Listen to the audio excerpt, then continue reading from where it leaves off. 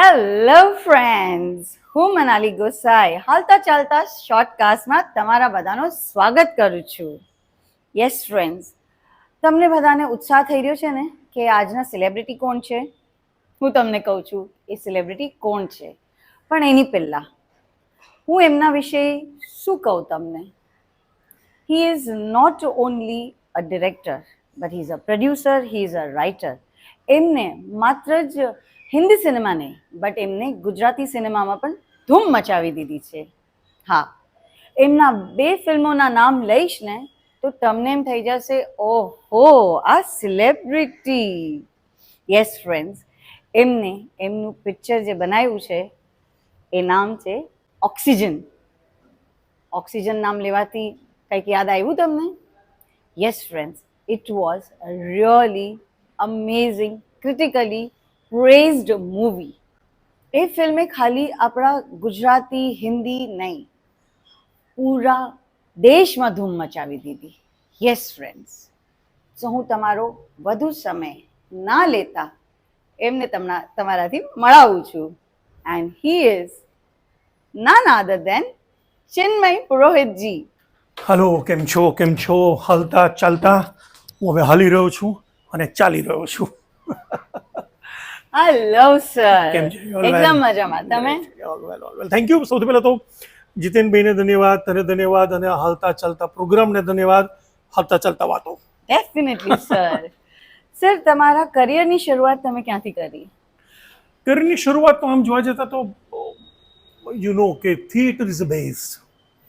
હંમેશા મોટાભાગના ઇન્ડસ્ટ્રીમાં આવેલા લોકો, તને યાદ હશે તો આપણે પૃથ્વીરાજ કપૂરથી વાત કરીએ, સંજીવ કુમારની વાત કરીએ, કે ઘણા લોકો, દરેક જણે સ્ટેજથી જ શરૂઆત કરી હોય છે. નીતિન કુમારની વાત કર, ઘણા બધા એક્ટર્સ મોટાભાગે, અને પહેલાં તો તમારે એક્ટિંગ જ કરવી હોય છે.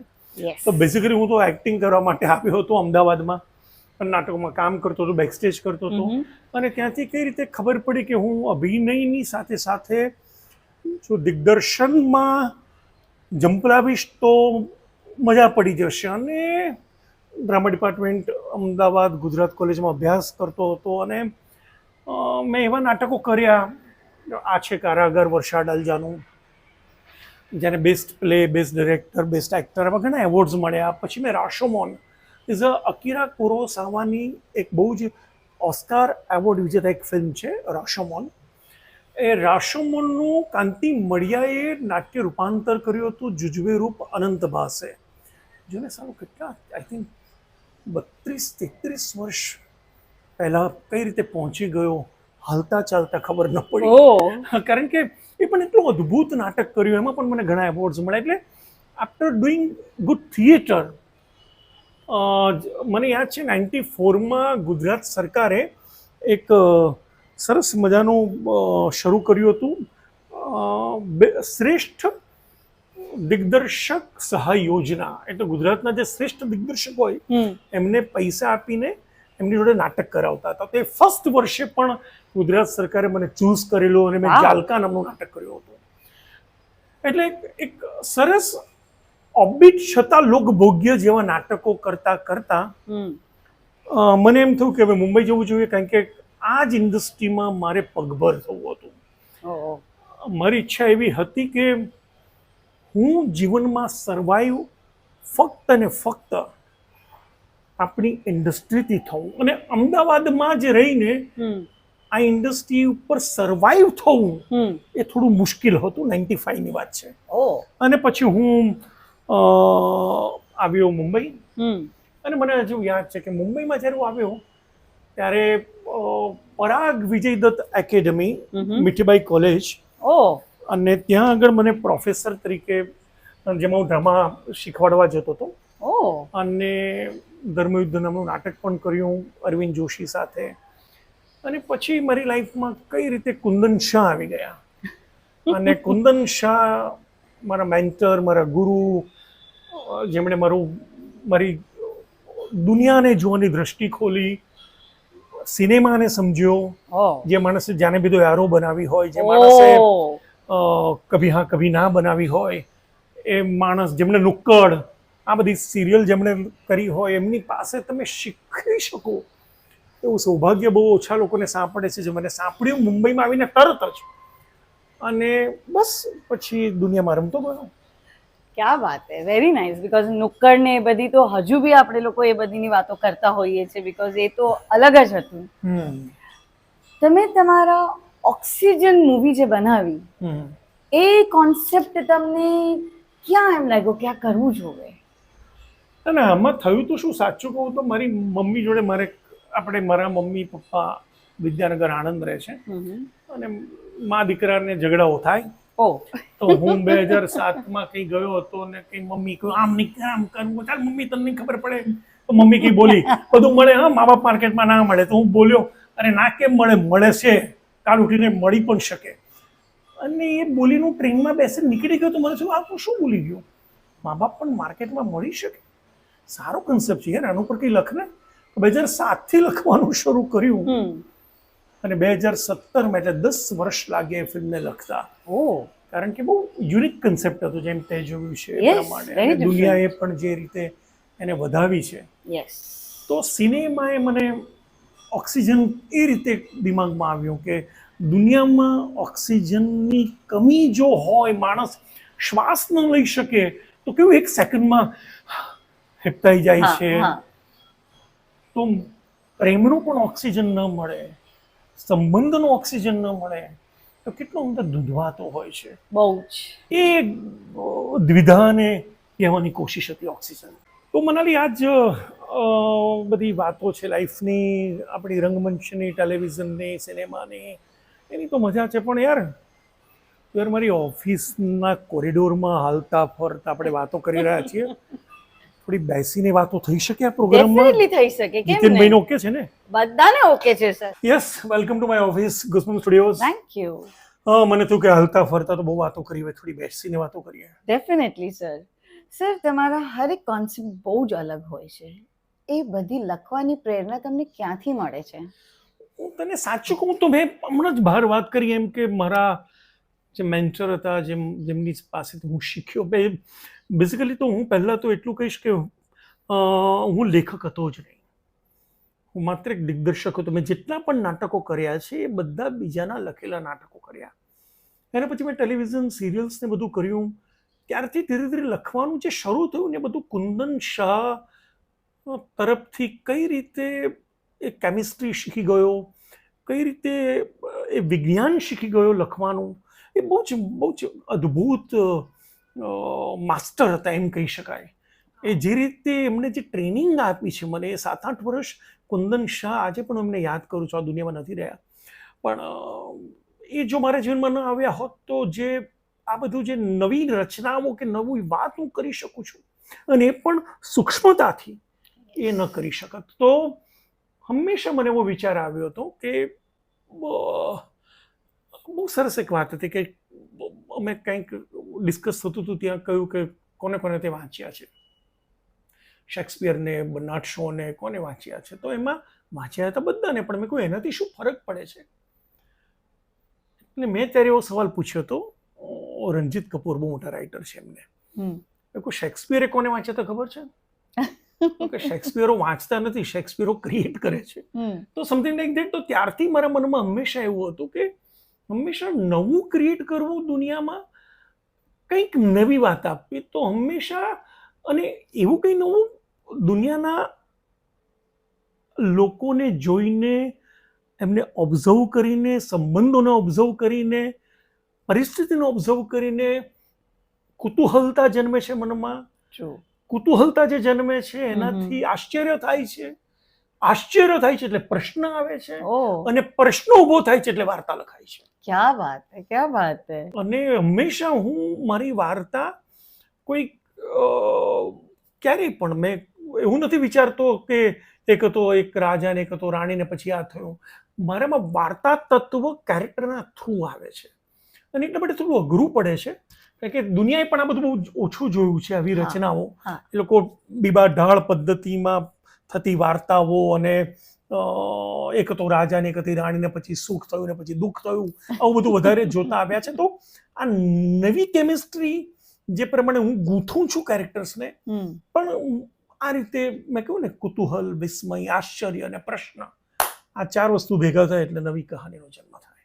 Very true, very true. Sir, તમે તમારા યંગ ડેઝમાં, તમે યંગ અત્યારે બી છો, હું એમ નથી કહેતી કે તમારી એજ થઈ ગઈ, હા યાર, તે બટ મને ગભરાઈ દીધો. ના ના પણ એ ટાઈમ પર કોઈક એવું જેનાથી તમે અટ્રેક્ટ થયા હોય કે લવ થયો હોય, કોઈક એવો એ રાઝ? તો ભાઈ અત્યારે પણ થાય છે, પણ ત્યારે પણ થતો હતો. એટલે સોરી મનીષા, મારી વાઈફ છે મનીષા, Oh, એટલે okay, okay, એને કહી okay. દીધું. પણ એને ખબર જ છે. હવે આ બાળપણમાં તો તમે એક વસ્તુ યાદ રાખજે યાર, જો તમે એટ્રેક્ટ નહીં થાવ, હમ તમને કોઈથી પ્રેમ નહીં થાય, તો તમે સર્જન શું કરશો યાર? તો હું તો માનું 10મા ધોરણમાં તો ને, બહુ રમૂજી કિસ્સો છે. મને આપણા બહુ જ આદરપૂર્વક અત્યારે એમને વંદન સાથે કહું છું, સ્નેહલ હતા અને ઉપેન્દ્ર ત્રિવેદીની ત્યારે બહુ જોડી જામતી હતી. ને અમારા હા ગામડામાં વિરાટ ટોકીઝ હતી, હું સારસા ગામનો છું, તો ઓપન એર થિયેટર હતું, અને ત્યાં એમની દરેક પિક્ચરો આમ જોવા જઈને બેસ્યો. આ ઇન્ડસ્ટ્રીમાં આવું હતું ને, એટલે ત્યારથી કીડો હતો જ. એ કઈ રીતે તમારો સાયલેન્ટ કીડો વર્ક થતો હોય છે તમને ખબર નથી હોતી. અને મને યાદ છે 10મા ધોરણમાં હું તો એટલી બધી પિક્ચરો જોઈ હતી, ઇવન મારા મોસાળ નડિયાદ જવું ત્યાં પણ અલકા ટોકીઝમાં ઉપેન્દ્ર ત્રિવેદી, સ્નેહલતાની, અને સ્નેહલતાને જોઈને મને પ્રેમ થઈ ગયો હતો. ભાઈ, મારો ક્રશ સ્નેહલતાજી હતા. Oh my God. અને 10મા ધોરણમાં મને હજુ યાદ છે, લક્ષ્મી સ્ટુડિયોમાં હું એમને મળવા પહોંચી ગયો હતો. ત્યારે હું 10મા ધોરણમાં ટેણીયો હતો, અને એમની પાછળ ફરતો હતો. એમને તો કદાચ યાદ પણ નહીં હોય આ બધું, પણ એમણે ત્યારે મને જોઈને કહ્યું હતું, બેટા ક્યાં હુઆ? અને મારું હૃદય તૂટી ગયું હતું. તો એટલે પણ એની તો મજા છે યાર. અને બહુ જ આદર સાથે કહું છું, કારણ પણ ત્યારથી જ, જેમ ઘણા લોકોને માધુરી દીક્ષિત જોડે પ્રેમ હોય, ઘણાને ત્યારે કેટલા લોકોને, એટલે આ પ્રમાણેનું એટ્રેક્શન તમારામાં જિજ્ઞાસા જગાડે છે. અને તમને કઈ રીતે મને મુંબઈ લઈ આવ્યું ને મુંબઈ ફિલ્મ ઇન્ડસ્ટ્રીમાં આવી ગયો હતો. That's nice. Wow, that's nice. Sir, તમારી અપકમિંગ મૂવીઝની વિશે કશું કહેશો અમને? મને કુંદન શાહ હંમેશા કહેતા, મેં એક બહુ સુંદર ફિલ્મ લખી હતી, રાજુ કા દિલ બોલતા હૈ. 2003માં મેં પહેલી ફિલ્મ લખી, in 2003. And when I went to Kundan Shah, અને મેં એમને નેરેટ કરી, 8 કલાક નેરેશન ચાલ્યું હતું. એના ડાયલોગ્સ અમોલ ગુપ્તે લખ્યા છે. વાવ. અને મને યાદ છે ત્યારે કુંદનભાઈએ મને ખાલી એટલું કહ્યું, ચેન્નઈ 25 વર્ષ પહેલા ના બનાવતો, તું બહુ આગળનું વિચારે છે. જેમ ઓક્સિજન પણ આગળની ફિલ્મ હતી, યસ. વાર તહેવાર પણ આગળની ફિલ્મ છે.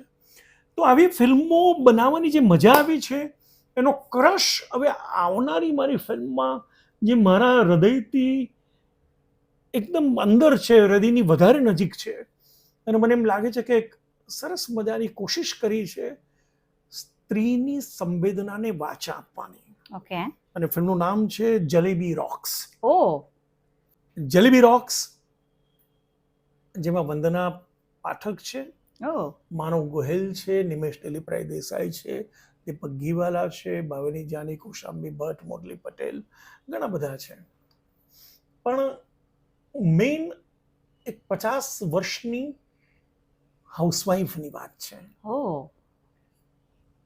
અને I am so happy, I think March and કે એપ્રિલમાં રિલીઝ કરીશ, બસ 2 મહિના પછી.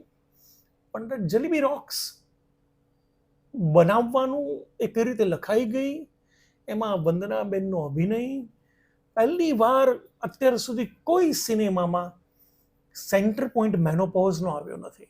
અને that cinema based on menopause is based on women's identity, it's based on women's self-respect, it's based on women's inner emotion. તો કઈ રીતે લખાઈ ગઈ, અને પુરુષ હોવા છતાં પણ સ્ત્રીની આ સંવેદનાને જે રીતે હું લખી શક્યો છું, એનો આનંદ છે. અને that jalebi rocks will come soon. અને એના પછી એક બહુ સુંદર એક ફિલ્મ મેં ગયા વર્ષે કરી હતી, એના ઘણા અમેરિકામાં શો થયા છે, કેનેડામાં થયા છે, એનું નામ છે -$1. એ પણ એક સત્ય ઘટના ઉપર આધારિત છે, અને એમાં બહુ સરસ વાત છે કે નીતિ અને નિયત જો સાચા હોય તો ગમે તેટલી બાદ બાકી હોય એ પ્લસ થઈ જ જશે. ડેફિનેટલી, કેમ નહીં. અને એ બહુ જ એક રમેશભાઈ ભગત છે જે અહીંયાથી અમેરિકા ગયા ત્યારે કોઈનો $1 એમણે ઉછીનો લીધો હતો અને $1 ઉછીનો લઈને એમણે અમેરિકાની ધરતી ઉપર પગ મૂક્યો હતો. ઓહ, એટલે -$1 સિલક સાથે અમેરિકા પહોંચ્યા. અને આજે જો મલ્ટી મિલિયનર હોય તો એની પાછળ નીતિ અને નિયત છે. તો દેટ્સ અ જર્ની ઓફ -$1. તો this 2 films are already ready. One is coming in March April, second is coming May June. તો આ બંને ફિલ્મો હમણાં વાવ, આવશે. અમે બધા ઉત્સાહથી રાહ જોશું સર, પ્લીઝ પ્લીઝ બીકોઝ બેવ પિક્ચરનો કોન્સેપ્ટ બહુ જ અલગ છે, કંઈક અદ્ભુત જ છે, વેરી ડિફરન્ટ. અમારા હાલતા ચાલતા શોર્ટકાસ્ટના જરીએ તમે તમારા અંગત મિત્રો, ખૂબ જ અંગત મિત્રો, કે પછી આજકાલની યુવા કે ફિલ્મ ઇન્ડસ્ટ્રી કંઈક મેસેજ આપવા માંગો છો? બસ એટલું જ કહેવા માંગીશ કે આપણે મનથી અને હૃદયથી બહુ જ પ્યોર રહીએ. એમ્પથી યસ, એ કોઈ પણ વ્યક્તિ તરફ હોય,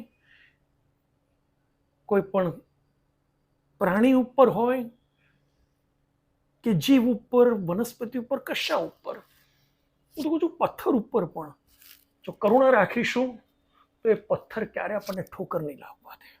દેટ્સ બેસિકલી. ક્યા બાત હે સર, ક્યા બાત હે. Thank you so much sir. Thank you. We are really thankful કે તમે અમને તમારો કિંમતી સમય આપ્યો. બધું જ કશું જ દુનિયામાં કિંમતી નથી. કિંમતી સંબંધ છે, બાકી કશું જ નથી. Thank you so much sir. Thank you so much. Alta Chata, Alta Chata.